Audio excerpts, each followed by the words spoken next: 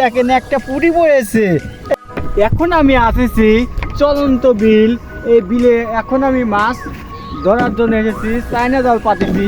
দেখো এখন আমি চায়না জালে মাছ পড়েছে নাকি কত মাছ। এই দেখেন মাছ, চায়না জাল আমি সংগ্রহ করবো এখন। মাছ এই দেখেন, মাছ চায়না জালে। এই যে পুঁটি, ই সর্বনাশ।